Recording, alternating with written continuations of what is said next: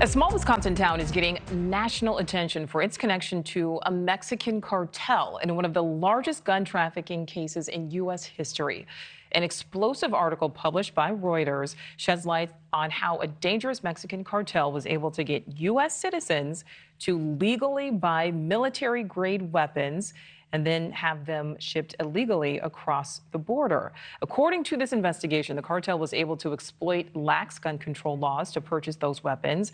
In Racine, Wisconsin, these traffickers spent more than $600,000 on guns, and the purchases continued all across the U.S., with the cartel buying hundreds of additional guns traced to another dozen states. So joining us now, we bring in Timothy Sloan, retired special agent with the ATF. Agent Sloan, thank you so much for being with us. This really is just an eye-opening article, and it really illustrates, some of this intricate web when it comes to these crime syndicates. Is this just the tip of the iceberg? Hey, Nichole, great to be here. This firearms trafficking is a complicated issue, and I wouldn't say it's the tip of the iceberg there. I think that most Americans are legal gun owners and collectors, but there are the nefarious few that make a living of smuggling firearms from the United States into Mexico, which is causing a lot of devastation there. Absolutely. You say, most gun owners, of course, are, the hold those weapons legally. They aren't planning to do anything nefarious with the weapons. They just want to protect their families. But how much blame do you think falls on the gun maker versus, say, the laws which allow these types of purchases specifically to happen? Because we're not just talking about, kind of your everyday handgun, so to speak. We are talking about military-grade guns here. That's correct. As far as the manufacturers, that's something that I really can't get into because of the lawsuits between Mexico and the gun manufacturers that are ongoing. But in this case, geography-wise, Wisconsin was chosen for one reason only, and that is because this family is originally from Jalisco, Mexico, and has family ties to the Jalisco drug cartel, and that family relocated to Wisconsin. And so that is why they chose Wisconsin to purchase their firearms. It really was as simple as that. And what about the dealers when it comes to all of this? Because they were also able to recruit other people, other coworkers, to also buy these guns. These coworkers say, we were just buying the guns. We didn't know what they were for. So how much responsibility do you think the dealers hold in all this?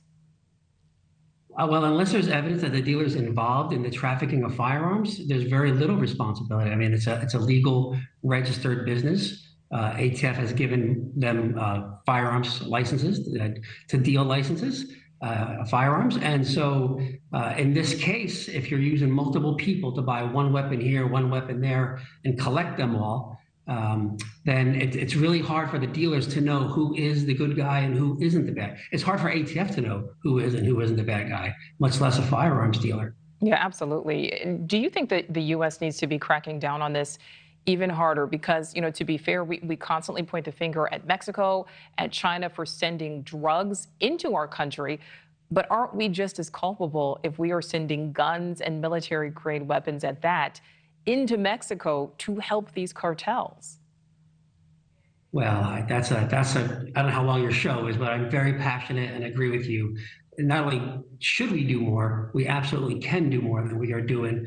The ATF budget last year was $1.7 billion with a B. The budget for ATF Mexico to stop the flow of guns was $1.5 million.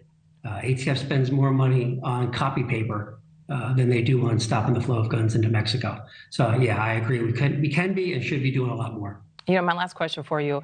We know there are no easy answers, but you just mentioned the money there. How do we stop, or at least try to stop this from happening? I mean, this is certainly a great starting point. Is it a matter of more money, more resources? Kind of what's the answer? The answer is very simple. You need international cooperation between ATF and DOJ in Mexico, which we had under Ambassador Christopher Landau before his departure. We need ATF agents in Mexico, and I don't mean 3. I mean 20, 25. We need to cooperate with our fellow agents in HSI and DEA and the FBI. We keep everything secret from them.